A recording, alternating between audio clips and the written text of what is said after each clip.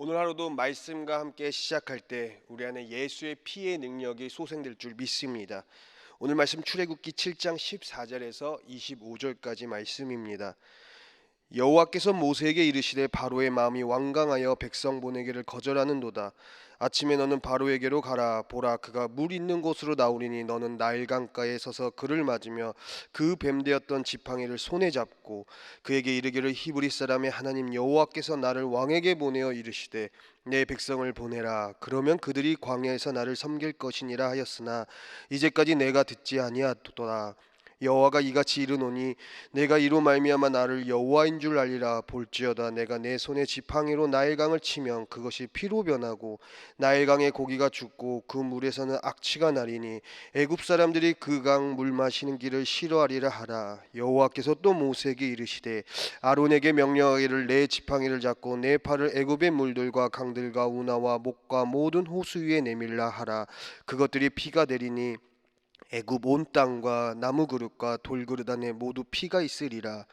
모세와 아론이 여호와께서 명령하신 대로 행하여 바로와 그의 신하의 목전에서 지팡이를 들어 나일강을 치니 그 물이 다 피로 변하고 나일강의 고기가 죽고 그 물에서는 악취가 나니 애굽 사람들이 나일강 물을 마시지 못하며 애굽 온 땅에는 피가 있으나 애굽 요술살도 자기들의 요술로 그와 같이 행함으로 바로의 마음이 완악하여 그들의 말을 듣지 아니하니 여호와의 말씀과 같더라.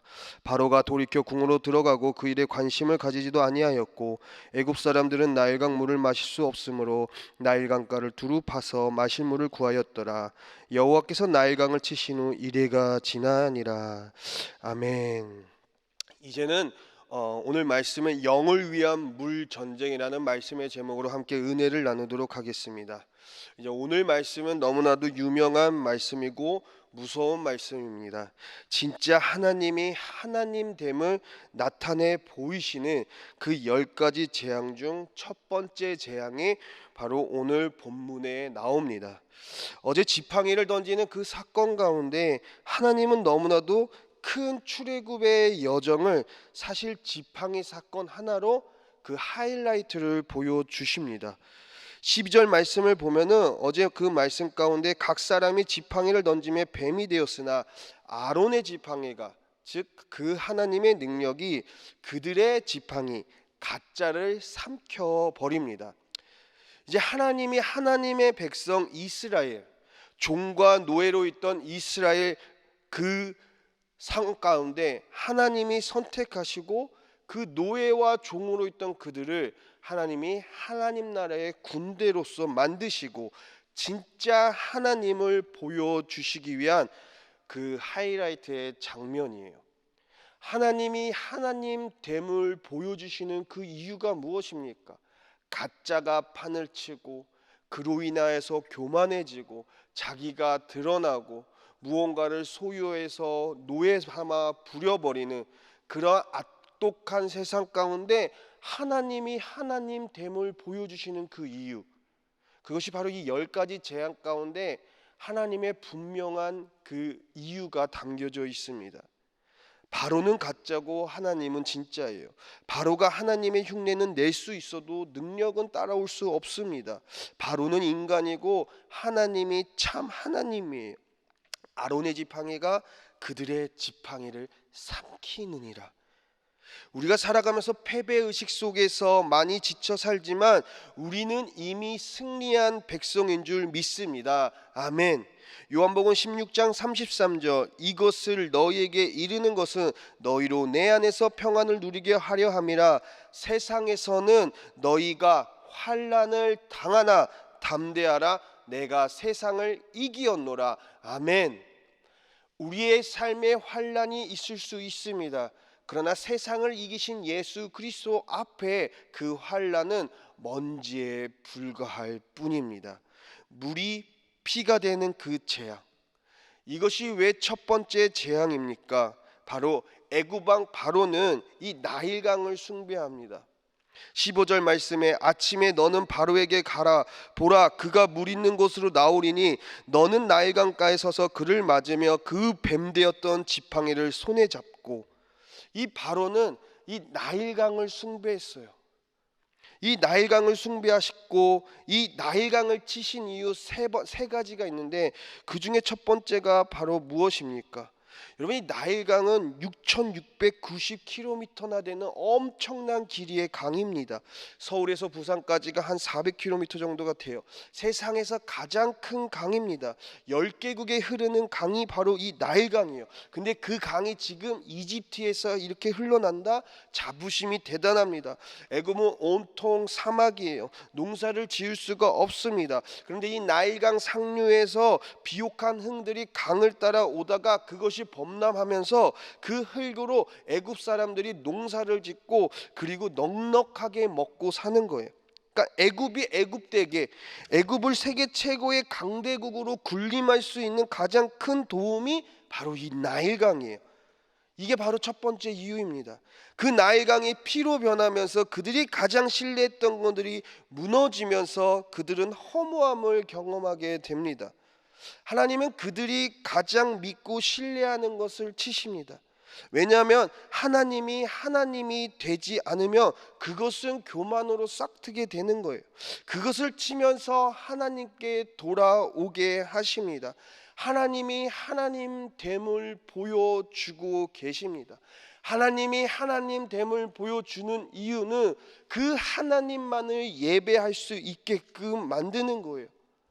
여러분, 많은 것들은 없어집니다. 영원한 것은 없어요.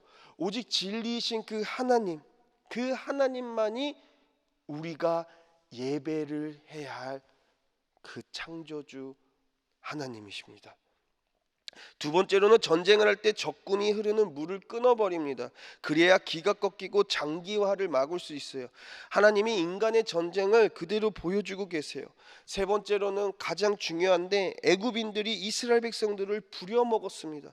근데 어떻게 부려먹었습니까? 그곳이 사막이다 보니까 물 떠오는 것, 얼마나 이것이 힘들겠습니까? 노역이에요. 물 떠오는 그런 상황에서 이스라엘 백성들이 얼마나 불만이 많았겠어요. 얼마나 힘들었겠습니까? 눈물 흘리면서 탄식했을 거예요. 그런 과정들을 하나님은 다 들으신 거예요. 그리고 그렇게 행하십니다. 복수는 하나님이 하시는 거예요. 원수는 하나님이 갚으십니다. 이스라엘의 이 고센 땅은 10가지 재앙이 임하지 않았어요. 그 모습을 바라본 이스라엘 백성들이 얼마나 시원했을까요? 하나님께서는 이스라엘 백성들이 머무는 그 고센 땅에는 하나님의 재앙이 임하진 않았지만 그 나일강이, 그들이 신뢰하고 숭배했던 그 나일강, 내일 우리가 살펴보겠지만은 그 나일강을 하나님께서 그냥 막으시는 것입니다. 그런 상황 가운데 이스라엘 백성들이 얼마나 시원했겠습니까? 우리의 억울함을 보고 계시는 그 하나님이 갚아주십니다. 원수를 향한 계획이 아니라 하나님의 계획을 따라가는 저와 여러분들이 되기를 예수님의 이름으로 축복합니다. 19절 말씀 가운데 여호와께서 또 모세에게 이르시되 아론에게 명령하기를 내 지팡이를 잡고 내 팔을 애굽의 물들과 강들과 운하와 못과 모든 호수 위에 내밀라 하라. 그것들이 피가 되리니 애굽 온 땅과 나무 그릇과 돌그릇 안에 모두 피가 있으리라. 그저 나일강에만 피로 물든 것이 아니라 그들이 이미 떠 마셨던 것들, 그들이 지금 물로 돼 있는 모든 것들이 지금 다 피라는 거예요. 모든 것들이 다 피로 물든 상황이에요. 아무리 피하려고 해도 피할 수 없는 하나님의 그 재앙, 그 저주. 여러분, 이 피는 좋은 거예요. 이 피는 생명입니다. 근데 이 피가 몸 안에 있을 때 귀한 것입니다. 피가 몸 안에 있지 않고 몸 밖에 있을 때는 재앙이 되는 거예요. 근데 이 피가 애굽의 모든 것을 덮었습니다. 한번 고민해 봤어요. 왜 하필 피일까? 그저 그냥 오염된 물이나 그냥 물을 끊어버려서 가뭄을 일으킬 수 있었을 텐데 왜 하필 피일까?